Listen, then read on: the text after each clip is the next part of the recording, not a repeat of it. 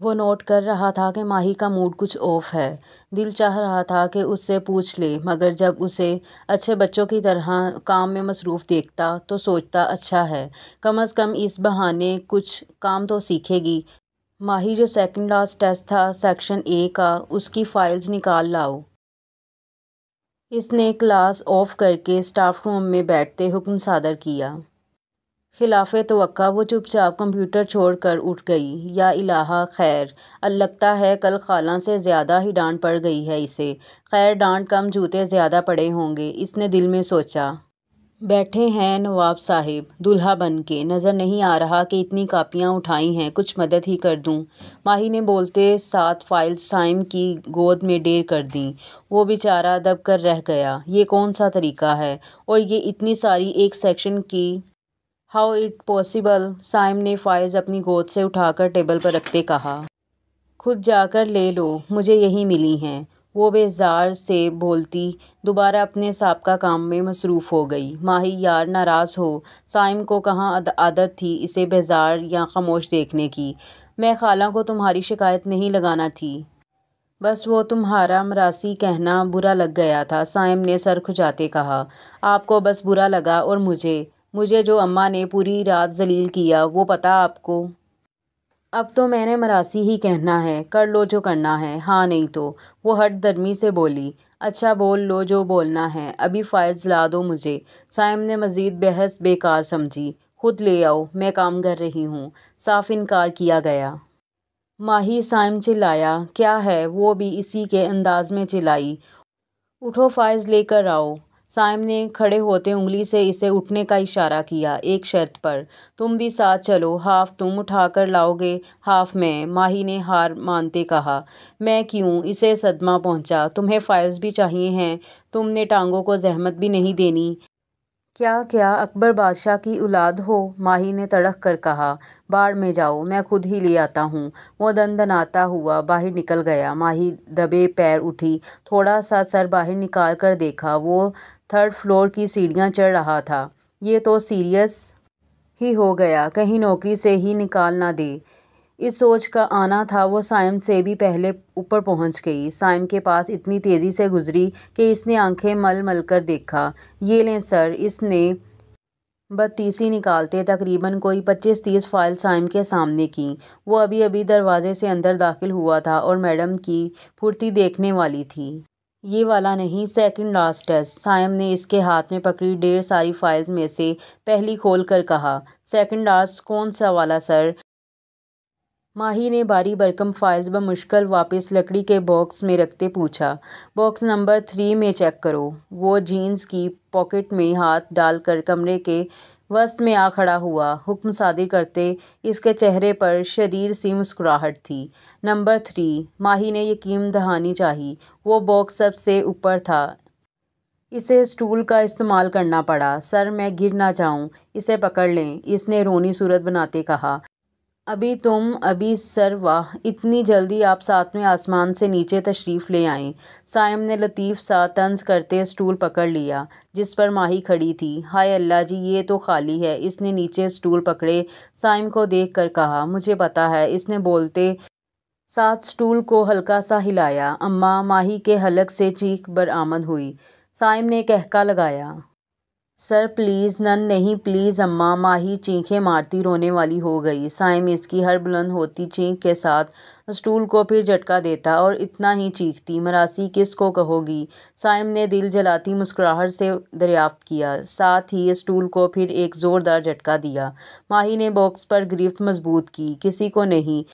Sorry sir, معاف کر دیں ماہی کو، آپ کی دل آزاری کی۔ سائم تو اس کے اتنے معصومانہ انداز پر اش کرتا رہ گیا۔ دل تو چاہ رہا ہے کہ ابھی اس اسٹول کو تمہارے ان قدموں تلے سے چھین لوں تاکہ تمہاری یہ 206 ہڈیاں جن کو سکون نہیں ہے 412 ہو جائیں۔ سائم نے سر اٹھا کر اس کی طرف دیکھتے کہا جس کے چہرے پر ہوائیاں اڑی تھیں۔ چلو آؤ نیچے، اب بچوں کی طرح رونا شروع کر دیا ہے، اب جب ہمت نہیں ہوتی تو پنگے لیتی ہی کیوں ہو؟ سائم نے ہاتھ اس کی طرف بڑھاتے کہا۔ ماہی نے ہاتھ تھامے اس کے دونوں کندھوں پر دباؤ ڈالتے نیچے چھلانگ ماری۔ صائم کے مخصوص پرفیوم کی خوشبو اس کے نتنوں سے ٹکرائی۔ صائم نے بھی اس کے لمس کو پوری شدت سے محسوس کیا۔ وہ لاسٹ باکس کھولو، اس میں ہے ٹیسٹ، اپر لور بوٹ ٹاپک والا ٹیسٹ۔ ماہی نے آدھی فائلز اس کو پکڑائیں اور بقیہ خود تھامتی صائم کے پیچھے ہی کمرے سے نکل آئی۔ آتے جاتے اسٹوڈنٹس نے حیرت سے اپنے نک چڑھے سر کو فائلز اٹھاتے دیکھا، ورنہ تو فاریہ ہی بیچاری ان کی کاپیاں فائلیں لے کر اوپر نیچے بھاگتی نظر آتی تھی۔ نئی لڑکی کے آتے سب کو کام کرنا پڑ گیا تھا۔ صائم بچے تنگ تو نہیں کرتے نہ یہ شیطان کی خالہ؟ اب بولے نا مراسی، تو میری طرف سے 2 رکھ کے اس کے کان کے نیچے لگانا۔ اماں صائم کے پاس بیٹھی چارپائی پر گفتگو میں مصروف تھیں، جبکہ ماہی سامنے کچن میں اس کے لیے چائے بنا رہی تھی، ساتھ ساتھ کڑ بھی رہی تھی۔ خالہ کل اس نے مجھے صائم نے مراسی کو لمبا کھینچتے خالہ کے عقب میں دیکھا، جہاں ماہی کچن کی دہلیز پر ہاتھ جوڑے کھڑی تھی۔ اس کے ہونٹ بے آواز سوری کی گردان کر رہے تھے، شکل رو دینے کو تیار تھی۔ صائم نے بمشکل اپنا قہقہ دبایا۔ کیا پھر؟ مراسی بولا اس نے۔ آمنہ بیگم نے پیچھے مڑ کر دیکھا۔ ماہی باورچی خانے میں گھس گئی۔ نہیں خالہ، میں تو کہہ رہا تھا کہ اس نے معذرت کی ہے مراسی بولنے پر۔ صائم نے نچلا ہونٹ دباتے سامنے سے آتی ماہی کو دیکھ کر کہا، معافی، اور یہ کم عقلی گو مڑ مانگ ہی نہ لے۔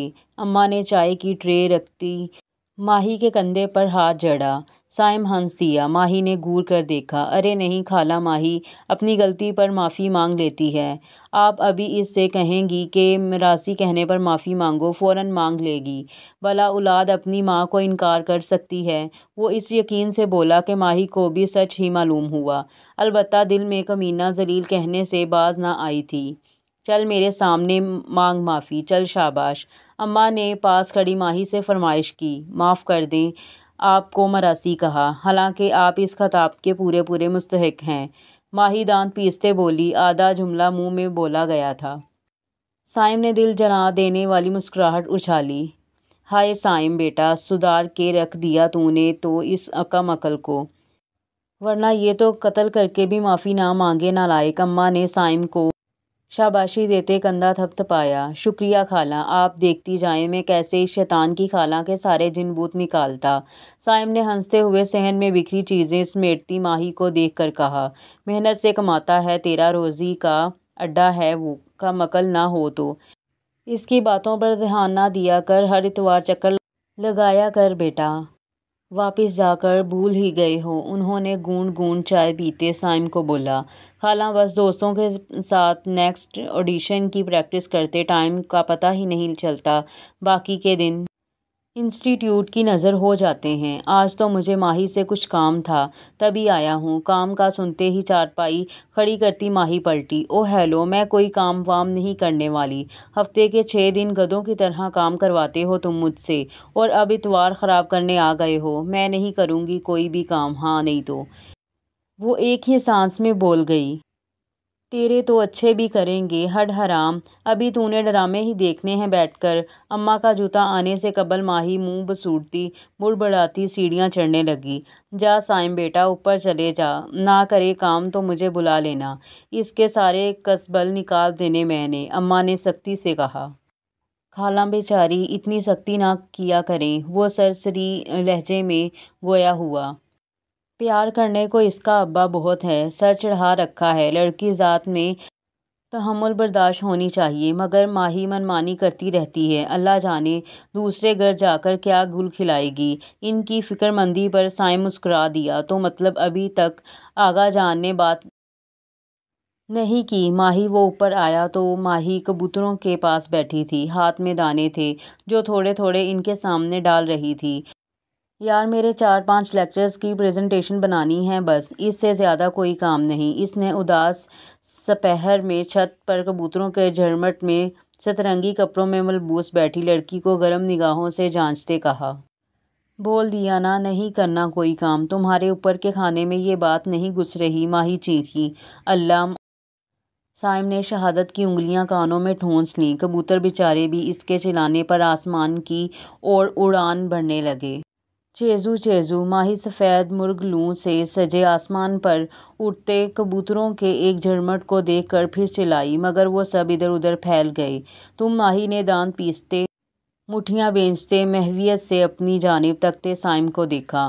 ہاں میں، وہ بھی مزے سے بولتا اس کی جانب بڑھنے لگا، جس کے چہرے پر پڑتی سورج کی روشنی اس کی آنکھیں چندیانے پر مجبور کر رہی تھیں۔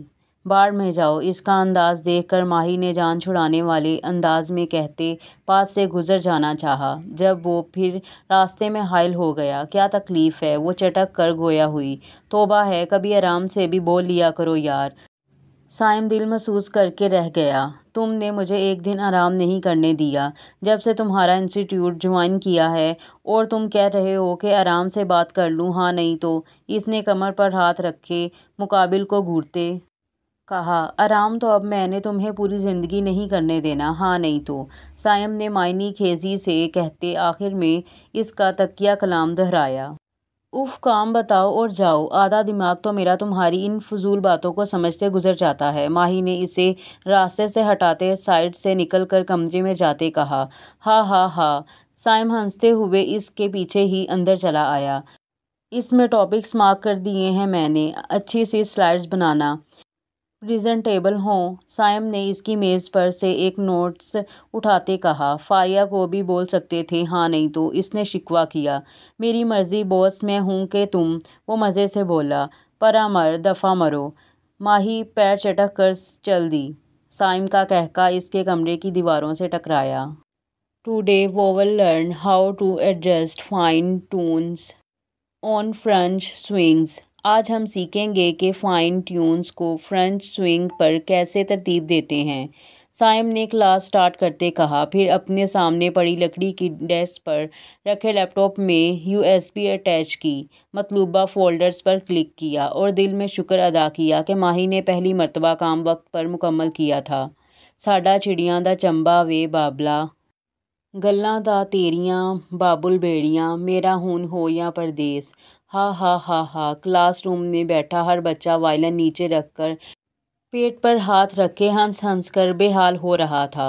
ہا ہا ہا، ماہی نے ہلکے سے ایڑیوں کے بل اونچا ہوتے کھڑکی سے جھانکا، پھر اپنے منصوبے کو کامیاب ہوتا دیکھ کر کھی کھی کرتی دوبارہ سٹاف روم میں اپنی میز پر آ کر بیٹھی۔ اب پتہ لگا آیا بڑا اماں سے ڈانٹ پڑوانے۔ ماہی نے دل میں سوچتے خود کو شاباشی سے نوازا۔ آپ سب پچھلی کلاس کی نوٹس ریوائز دہرائیں، میں آتا ہوں۔ سائم اسٹوڈنٹ سے معذرت کرتا باہر نکل آیا۔ یہ کون سا فولڈر کاپی کر کے دیا ہے تم نے؟ سائم نے سرخ ہوتے چہرے کے ساتھ USB اس کی میز پر پھینکی۔ ساڈا چڑیاں دا چنبا وے بابلا، گلیاں تا تیریاں بابل بیڑیاں، میرا ہن ہو یا پردیس، ماہی نے فل سر لگا کر گایا، ایسے تال سے تال ملائے کہ سائم کا دل ٹرک کے نیچے آ گیا۔ شٹ اپ، وہ دانت پیس کر بولا۔ وائی، کیوں جی؟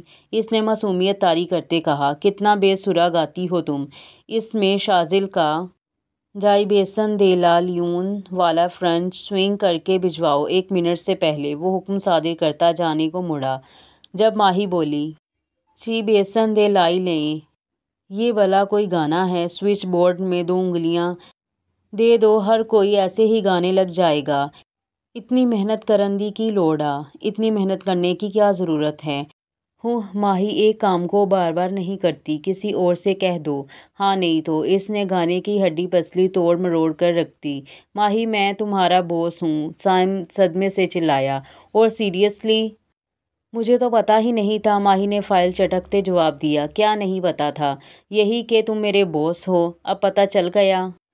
جی، 2 سیکنڈ قبل ایک پھٹے اسپیکر جیسی آواز میں اطلاع ملی ہے مجھے، اس نے تپا دینے والی مسکراہٹ سجاتے کہا۔ اب پتہ لگ ہی گیا ہے تو تمیز سے بات کر لو، سائم نے چڑ کر جواب دیا۔ میں نے بدتمیزی کی کب ہے؟ ماہی نے آنکھیں سکیڑیں۔ ورکشا دفعہ ہو، سائم کہہ کر چلا گیا۔ پھر پشتو، ایک اور گالی تیری تو؟ وہ دونوں آستینے اوپر چڑھاتی سائم کے پیچھے بھاگی۔ کیا کہا ورکشا؟ اس کا مطلب بتاؤ، نہیں تو جانے نہیں دوں گی۔ ماہی بازو پھیلا کر اس کا راستہ روکتے بولی۔ دفعہ ہو، سائم نے پھاڑ کھانے والے انداز میں کہا۔ وہ تو میں مطلب جاننے کے بعد ہی بتاؤں گی، وہ اطمینان سے بازو اور لمبے کرتی بولی۔ ورکشا مطلب دفع ہو۔ سائم نے اس کے دونوں بازو نیچے کیے۔ اب وہ بآسانی گزر سکتا تھا، مگر تم جھوٹ بول رہے ہو نا؟ ماہی نے مشکوک نظروں سے گھورتے پھر جہاز کے پنکھوں کی طرح بازو وا کیے۔ انداز ایسا تھا جیسے گلے ملنے کی دعوت دے رہی ہو۔ میں کیوں جھوٹ بولوں گا؟ سائم آگے بڑھا، فاصلہ کچھ سمٹ گیا۔ آہاں، عید تو گزر گئی، بڑی عید بھی ابھی سے ملنے لگے ہو۔ That's nice. شاذل سیڑھیوں سے اترتے گلا کھنکارتے بولا۔ ماہی کی اس کی جانب پشت تھی۔ وہ جھٹکے سے مڑی۔ اس کا دوپٹہ جس کے پلوؤں پر باریک قسم کے موتی لگے تھے، سائم کے منہ پر بجا۔ آہ! وہ درد سے بلبلاتا وہیں بیٹھ گیا۔ ہائے اللہ جی! ماہی چونکہ مڑ چکی تھی، تبھی شاذل نے اس کے تاثرات بآسانی دیکھے۔ وہ منہ پر ہاتھ رکھے شاکڈ کھڑی تھی۔ مڑ کر سائم کو دیکھنے کی تاب نہیں تھی اس میں۔ آر یو اوکے سائم؟ شاذل آگے بڑھا اور نیچے آنکھ پر ہاتھ رکھے بیٹھے سائم کا چہرہ اپنی طرف موڑا۔ ماہی بھی سلو موشن میں پلٹی اور ان دونوں کے پاس سے ہی گھٹنوں کے بل بیٹھ گئی۔ سوری سائم سر، آپ کو زیادہ لگ گئی، غلطی سے ہو گیا جی، میں نے جان بوجھ کر نہیں کیا۔ ہاں نہیں تو؟ وہ جلدی جلدی بول رہی تھی۔ آخر میں سائم کے کانی آنکھ سے گھونڈنے پر بمشکل تمام اپنا تکیہ کلام مکمل کیا۔ اتنی کریٹیکل سچویشن میں بھی تمہارا ہاں نہیں تو بولنا ضروری ہے؟ سائم ایک آنکھ پر ہی ہاتھ رکھے داڑھا۔ ماہی بھی دو بدو بولی۔ تو تمہارا؟ سائم کی بات شاذل نے کاٹی۔ اف، تم لوگوں کا ہر وقت لڑنا ضروری ہے؟ اب چپ ہی ہو جاؤ دونوں! شاذل کانوں پر ہاتھ رکھے چیخا۔ دکھاؤ تم! پھر اس نے سائم کا آنکھ پر سے ہاتھ ہٹایا اور معائنہ کرنے لگا۔ ماہی بھی آہستہ آہستہ تجسس کی ماری آگے بڑھتی اس کی آنکھ دیکھنے لگی، جس میں سے پانی بہہ رہا تھا، ساتھ ہی سرخ ہو چکی تھی۔ یہ لیں، آپ دیکھ لیں پہلے۔ نہیں، آپ بن جائیں ڈاکٹر، یہ کام بھی آپ ہی کر لیں۔ جب ماہی کا سر اتنا آگے آ گیا کہ شاذل کو سائم کی آنکھ نظر آنا بند ہو گئی تو وہ پیچھے ہوتے ماہی سے بولا۔ نہیں، آپ دیکھ لیں، ماہی نے شرمندہ ہوتے کہا۔ چل یار، ڈاکٹر کو دکھا کر آتے ہیں، کہیں انفیکشن ہی نہ ہو جائے۔ شاذل نے سائم کو اٹھنے کا کہا۔ وہ بغیر چوں چراں کیے کھڑا ہو گیا۔ آپ 15 منٹس بعد دونوں کلاسز کو آف دے دیجیے گا، شاذل نے جاتے جاتے مڑ کر شرمندہ سی کھڑی ماہی کو کہا۔ اس نے ڈائمن کا سر زور زور سے ہلا دیا۔ نہ چاہتے ہوئے بھی سائم کو اس کی حرکت پر ہنسی آ گئی۔ کیا ضرورت ہے تجھے جانے کی؟ نہیں آئی، رہنے دے۔ ویسے بڑا کام کرتی تھی وہ، الٹا تو اور وہ ہر وقت چوہے بلی کی طرح لڑتے رہتے تھے۔ 2 دن سے سکون ہے انسٹی ٹیوٹ میں بھی، شاذل نے بنا کر کہا۔ ماہی اس دن کے بعد آئی ہی نہیں تھی۔ آج تیسرا دن تھا۔ وہ سائم اپنی کلاسز سٹارٹ ہونے سے پہلے ہی اسے جا کر لانے کا سوچ رہا تھا۔ تجھے کیا تکلیف ہے، ہم لڑیں یا؟ سائم کی اگلی بات منہ میں ہی رہ گئی۔ یا؟ شاذل نے بھویں اچکائیں۔ یا پیار کریں؟ اون نے آ کر سائم کے برابر بیٹھتے اس کے کندھے سے اپنا کندھا مس کرتے کہا۔ یار کیا بدتمیزی ہے! سائم نے جھنجھلاتے ہوئے اسے دور دھکیلا۔ ہا ہا ہا! یار اب آغا جان سے جنگ ختم کر اور بتا دے لڑکی پسند آ گئی ہے اور تو اب شادی کر کے ہی کینیڈا جائے گا۔ اون نے اپنے خیالات کا اظہار کیا۔ یار بتا چکا ہوں میں، اس عید پر گھر جانے کا مقصد ہی یہی تھا۔ سائم نے سرد آہ بھری۔ واہ، تو بڑا چھپا رستم نکلا۔ چل، جیسے ہی بات پکی ہوئی، پی سی میں ڈنر پکا ہے، آئی سمجھ؟ اون نے سارے پروگرام بنا ڈالے۔ یار بات تو پکی ہونے دے۔ سائم نے ہاتھوں کو ملاتے اس پر ماتھا ٹکا دیا۔ کیوں، کیا ہوا؟ کوئی پرابلم ہے؟ شاذل کو تشویش ہوئی۔ یار میں آغا خان سے بات تو کر آیا تھا، انہیں اعتراض تھا کہ ماہی ہمارے ماحول سے بہت ڈفرینٹ ہے۔ میں تو وہ 2 ٹوک بات کر کے آ گیا، یہی کہ شادی کروں گا تو ماہی سے نہیں تو کسی سے نہیں، اسی طرح نا؟ اون نے اس کی بات اچکتے شوق لہجے میں کہا۔ ہا ہا ہا! کچھ اسی طرح، سائم نے آنکھیں ماری۔ لڑکی ہی پٹاخہ ہے بھائی، شاذل نے کمٹ پاس کیا۔ سائم کے گھورنے پر فوراً کانوں کو ہاتھ لگایا۔ یار آغا خان نے ابھی تک لگتا ہے بات نہیں کی۔ سائم اصل مدعے کی طرف آیا۔ تو پھر سے بولنا آغا خان کو اون نے مشورے سے نوازا۔ نہیں، میں نے ہار مان لی نا، کر رہا ہوں نا شادی، بس اس سے یہاں زیادہ نہیں جھکوں گا میں، وہ ہٹ درمی سے بولا۔ اور اگر آغا خان نے انکار کر دیا تو؟ شاذل نے خدشے کا اظہار کیا۔ ڈونٹ وری، میں نے میوزک کے لیے بھی ان کو زیر کر لیا تھا، یہ تو پھر میری پوری زندگی کی بات ہے، میری ماہی کی بات ہے، میں ان کو مجبور کر دوں گا، ماہی صرف میری دلہن بنے گی۔ سائم کی آنکھوں میں محبت کے دیے جل رہے تھے، ان دیوں کی روشنی کو اس نے ابھی تک ماہی سے پوشیدہ رکھا تھا۔ آغا خان کون ہوتے ہیں حکم چلانے والے؟ میری زندگی ہے، میری مرضی چلے گی۔ میں نے کہہ دیا نہیں کرنی مجھے اس مراسی سے شادی، پوری دنیا کے مرد مر گئے ہیں، میرے لیے وہی مراسی بچا ہے، ہاں نہیں تو؟ ماہی نے چائے کی پتیلی سنک میں پٹکتے اونچی آواز میں کہا، تاکہ باہر صحن میں بیٹھے اسی معاملے کو ڈسکس کرتے افتخار صاحب اور آمنہ بیگم بآسانی اس کی آواز سن لیں۔ بکواس بند کر، تیرا گلا دبا دینا ہے میں نے، اب جو تیری آواز باہر آئی تو۔ سڑک کے کنارے ہی اس کی بائیک کا ٹائر پنکچر ہو گیا تھا، تبھی وہ بائیک کو گھسیٹتا ہوا اس خستہ حال سے گھر کے پرانے دروازے تک پہنچا۔ وہ بائیک گھسیٹنے سے اتنا نہیں تھکا تھا جتنا اندر سے آئی ماہی کی آواز نے اسے حواسوں پر تھکن سوار کر دی تھی۔ چونکہ یہ ایک محلے نما جگہ تھی تو یہاں لوگوں کے گھر کھلے ہی پڑے رہتے، تبھی سائم کو دروازے پر دستک دینے کی نوبت پیش نہ آئی۔ مار لیں جوتے، دبا لیں گلا، مگر میں پٹھانوں میں شادی نہیں کرنے والی۔ بندہ اگلے کی بولی تک سمجھ نہ سکے اور پوری زندگی ساتھ گزارنے کا سوچ لے، کیوں بھلا؟ اور اس نے تو ویسے بھی شادی کر کے کینیڈا چلے جانا ہے، پیچھے میں اس کے گاؤں میں سڑتی رہوں گی، وہاں وہ کوئی چٹی گوری سے بیاہ کر کے بیٹھ جائے گا، ہاں نہیں تو؟ ماہی بولنے پر آئی تو بولتی ہی چلی گئی۔ آمنہ بیگم نے افتخار صاحب کو دیکھا جو بغاوت کرتی ماہی کو دیکھ رہے تھے۔ اسی دن کے لیے کہتی تھی افتخار صاحب کہ مت دیں اس لڑکی کو اتنی شے، کتنی بے شرمی سے انکار کر رہی ہے۔ باہر کھڑا سائم تو یہ سوچ کر آیا تھا کہ شاید وہ اس دن والی چوٹ پر شرمندہ ہے، تبھی نہیں آئی، مگر یہاں تو گنگا ہی الٹی بہہ رہی تھی، اس میں بے شرمی والی کیا بات ہے؟ آپ کی اور ابا کی بھی پوری زندگی پنجابی پشتوں پر بحث ہی سننے کو ملی ہے، اب آنکھوں دیکھی مکھی کون نگلتا ہے؟ میں کیوں آپ لوگوں والی ہی غلطی دہراؤں؟ ماہی نے بغیر لحاظ کیے کہا۔ کچھ حد تک وہ درست بھی تھی۔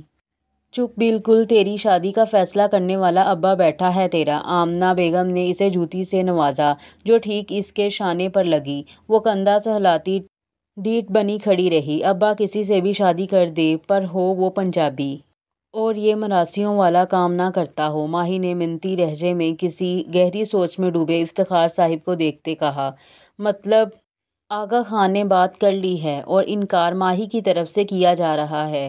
سائم نے دل میں سوچا، اسے ماہی کے الفاظوں نے تکلیف پہنچائی تھی، اس کے نزدیک زبانوں اور ذاتوں کی بنا پر لوگوں میں تفریق ایک جاہلانہ عمل تھا، مگر ماہی کی جانب سے ایسی سوچ نے اسے ایک زوردار دھچکا دیا تھا۔ سائم بھائی آپ کب آئے؟ پڑوس سے آتی اقرا نے دروازے میں ایستادہ سائم کو دیکھ کر حیرت و بے یقینی سے دریافت کیا۔ آواز اتنی اونچی ضرور تھی کہ اندر صحن میں بچھی چارپائی پر بیٹھے افتخار صاحب اور آمنہ بیگم تک پہنچ گئی۔ ماہی نے بھی مڑ کر دیکھا تھا، تینوں نفوس سائم کو سنجیدہ دیکھ کر برف کے ہو گئے تھے۔ مجھے کچھ کام یاد آ گیا ہے، بعد میں آ جاؤں گا، سائم نے سنجیدگی سے بولتے قدم واپسی کو موڑ لیے۔ اقرا نے دیکھا وہ بائیک کو گھسیٹ گھسیٹ کر لے جا رہا تھا۔ اندر صحن میں کھڑے نفوس نے ایک دوسرے سے نظریں چرا لیں۔ ماہی ایک لمحہ بھی مزید رکے بنا اوپر چلی گئی۔ اپنے کمرے میں آتے ہی اس نے دل پر ہاتھ رکھے زور زور سے سانس اندر باہر کھینچتی۔ اف، اسے بھی اسی وقت آنا تھا، کیا مصیبت ہے، کاش سائم اماں کے بجائے ابا کی برادری سے ہوتا، کوئی مسئلہ دت تیری کی، وائلن تو اس کا پھر بھی رہنا تھا، اور وائلن رہنا تھا تو اس نے مراسی رہنا تھا، دفع کرو، کوئی اور مل جائے گا، ہاں نہیں تو؟ وہ اپنے آپ سے مخاطب، کبھی دل کی سنتی کبھی دماغ کی، اور ان دونوں کے مابین جنگ میں فتح کسی ایک کو ہی ہونی تھی۔ اب دیکھنا یہ تھا کہ من موجی ماہی کب تک اپنے من کی بات سے کان لپیٹ سکتی تھی۔ اور یہاں ہماری قسط نمبر 4 کا اختتام ہوتا ہے، اور ملتے ہیں اگلی قسط میں۔ اللہ حافظ۔